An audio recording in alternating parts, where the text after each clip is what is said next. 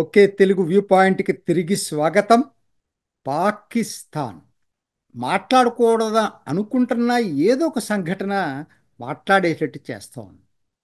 ఈసారి ఇవాళ మన టాపిక్ పాకిస్తాన్ ఆర్మీ మీద. పాకిస్తాన్ సైన్యం ఒక విధంగా పాకిస్తాన్ని ఒక్కటిగా ఉంచుతున్న దాంట్లో పాకిస్తాన్ సైన్యం పాత్ర చాలా కీలకమైంది. ఎందుకంటున్నానంటే ఈ మాట, వాళ్ళకి ఒక దేశంగా ఉండటానికి కావలసిన లక్షణాలు ఏవి పాకిస్తాన్కి లేవు. అందుకనే బంగ్లాదేశ్ విడిపోయింది. దేశానికి ఉండాల్సిన లక్షణాలు ఏది లేవు పాకిస్తాన్కి. మతం పేరుతో దేశాన్ని ఎట్లా ఏర్పాటు చేస్తారండి? అది ఎక్కడ జరగదు కదా. సో ఇవాళ దాంతో ఏమైపోయింది, ఎప్పటికప్పుడు సంక్షోభం వస్తూ ఉంది. సంక్షోభం నుంచి గట్టెక్కటానికి పాకిస్తాన్ సైన్యం పూనుకుంటా ఉంది. అంటే అనుకోకుండా పాకిస్తాన్లో సివిలియన్స్ మీద కన్నా కూడా, రాజకీయ నాయకుల మీద కన్నా కూడా ఆర్మీ మీద బెటర్ ఇమేజ్ ఉంది జనాలకి. పాకిస్తాన్ ఆర్మీ అంటే అదొక రకమైనటువంటి మాకు రక్షణగా ఉంటుందనేటువంటి భావన పాకిస్తాన్ ప్రజలకు ఉంది. జాగ్రత్తగా వినండి. కాకపోతే ఇది నిన్నటి మాట, నేటి మాట కాదు. ఎందుకనంటే 2022 ఇమ్రాన్ ఖాన్ని తొలగించటంలో పాకిస్తాన్ సైన్యం పాత్ర చాలా ఎక్కువగా ఉంది. పెద్ద ఆందోళన జరిగింది, తెలుసు కదా మీకు. ఎక్కడ దాకా వెళ్ళిందంటే పాకిస్తాన్ ఆర్మీ అధికారుల ఇళ్లల్లోకి చొరబడి గొడవ చేశారు ఆందోళనకారులు. అంటే ఎప్పుడు జరగలేదు ఇట్లా. మిగతా రాజకీయ నాయకుల మీద కోపం ఉండొచ్చు కానీ సైన్యం మీద ఎప్పుడు కూడా పాకిస్తాన్ జనాల కోపం లేదు. అంటే మన భారత యాంగిల్లో ఆలోచించవద్దు, వాళ్ళ ప్రజల యాంగిల్లో ఆలోచించండి. అటువంటిది మొట్టమొదటిసారి క్రెడిబిలిటీ లోయెస్ట్ స్టెబ్లోకి వచ్చింది పాకిస్తాన్ ఆర్మీది. దానికి తోడు 2024 ఎన్నికల్ని మ్యానిపులేట్ చేసింది ఆర్మీ అనేది జనం నమ్ముతున్నారు. మన దగ్గర వదిలిపెట్టండి, జనం నమ్ముతున్నారు. ఏది ఇది, ఇది పాకిస్తాన్ ఆర్మీ మ్యానిపులేట్ చేసిందని.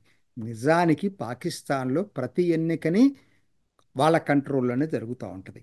కానీ ఈసారి జనంలోకి బాగా తెలిసిపోయింది పాకిస్తాన్ సైన్యం ఏ విధంగా చేస్తుందనేది. సో 2022 నుంచి పూర్తిగా పాకిస్తాన్ ఆర్మీ యొక్క ఇమేజ్ డ్యామేజ్ అయిపోయింది. ఇవాళ జరుగుతున్నది అది. మొత్తం మీద దీంతో, ఎందుకంటే చాలా ఉన్నాయండి దీనికి కారణాలు. ఓవర్ ఏ పీరియడ్ పాకిస్తాన్ సైన్యమే మొత్తం కంట్రోల్ చేసుకోవటంలో అసలు అన్ని వాళ్ళకి లేని వ్యాపారం లేదండి పాకిస్తాన్ సైన్యానికి. ట్రస్ట్లు ఉన్నాయి వాళ్ళకి. ఈ రిటైర్డ్ పీపుల్ అంతా ఆ ట్రస్ట్లో ఉంటారు. సో వాళ్ళు ఏంటి, మీకు పై దగ్గర నుంచి కింద దాకా ప్రతి వ్యాపారం వాళ్ళ చేతిలో ఉంటుంది. పెట్రోల్ బంకులు వాళ్ళయ్యే, గ్యాస్ నిక్షేపాలు వాళ్ళయ్యే. అసలు మీరు చెప్పండి, ఏది ఏది లేదు, ప్రతి వ్యాపారం వాళ్ళ చేతిలో ఉంటుంది.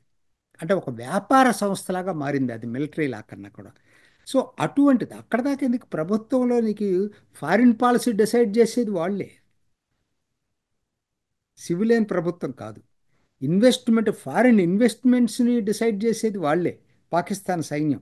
సో అసలు పాకిస్తాన్ సైన్యం లేకుండా లేదు.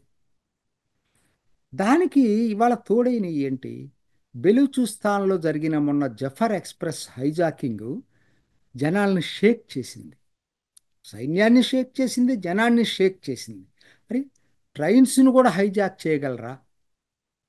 అది అంతమంది మిలిటరీ దాంట్లో ఉంది. అట్లనే ఖైబర్ పఖ్తూన్వాలో తాలిబాన్లని కంట్రోల్ చేయటం వీళ్ళకి సాధ్యం కావట్లేదు. అంటే ఆ రెండు ప్రావిన్సెస్లో ఎక్కువ భూభాగం పూర్తిగా వీళ్ళ అధీనంలో లేదు. దీనికి తోడు ఇటీవల ఆక్రమిత కాశ్మీర్లో కూడా ఇదే పద్ధతుల్లో జరుగుతున్నాయి ఆందోళన.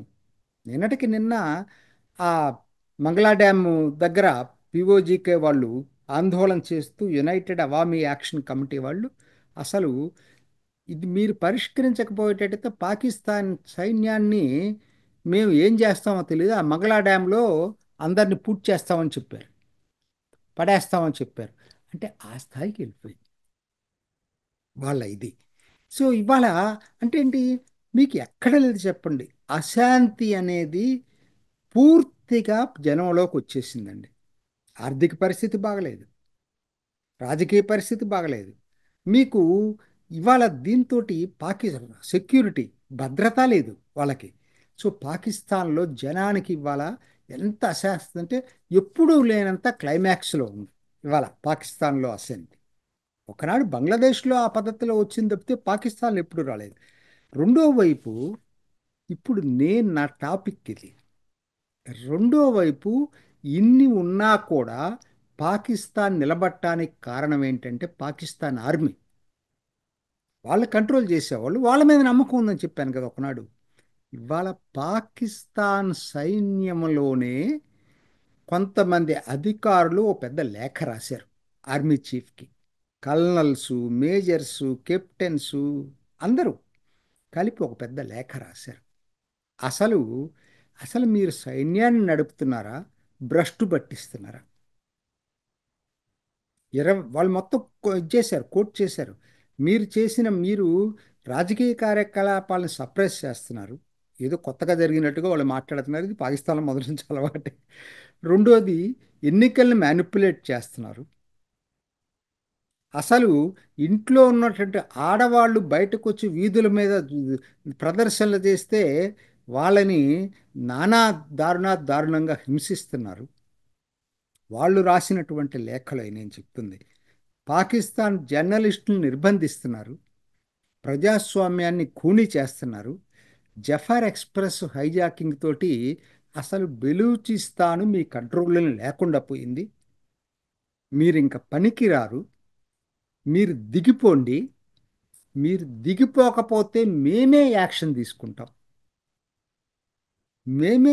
తీసుకుంటామని ఒక లేఖ రాసినట్టుగా చాలా ఇదో పెద్ద సంచలనమైంది. ఇది 2 రోజుల నుంచి పాకిస్తాను అంటే ఇది అవునా కాదా అనుకోవటానికి మనకొస్తున్న వార్తా సంస్థలు, భారతీయ వార్తా సంస్థ ఇచ్చినటువంటిది క్రెడిబుల్ సంస్థ, సిఎన్ఎన్ న్యూస్ 18, CNBC 18 ఇవన్నీ కూడా ఇచ్చినటువంటి వార్తలు ఏంటంటే ఇంటెలిజెన్స్ అధికారుల నుంచి ధృవీకరణ తీసుకున్నామని చెప్తున్నారు. ఎందుకంటే ఏదో రోమర్ రాంగానే మనం చేయాల్సిన పని లేదు. సో ఆ స్థాయిలో ఇవాళ పాకిస్తాన్ సైన్యం డివైడ్ అయిపోయింది. అంటే ఏంటి? ఒకనాడు ఉన్న జనంలో అశాంతి ఇవాళ సైన్యంలోనూ అశాంతి వచ్చింది. అంటే జనంలో అశాంతి వచ్చి సైన్యంలో అశాంతి వస్తే ఒక దేశం ఎట్లా నిలబడుతుంది? అది ఇవాళ పర్టికులర్గా ఇంకొకటి మీకు చాలామందికి తెలుసో లేదో, జఫర్ ఎక్స్ప్రెస్ హైజాకింగ్ తర్వాత దాదాపు 2.5 వేల మంది పాకిస్తాన్ సైన్యం నుంచి రాజీనామా చేశారు మూకమ్మడిగా. అదే సంక్షోభం అనుకుంటే ఇప్పుడు అసలు ఈ లెటరు ఇంకో పెద్ద సంక్షోభాన్ని తలపిస్తూ ఉంది. అంటే పాకిస్తాన్ మొత్తం ఒక అగ్ని గుండంలాగా తయారైంది.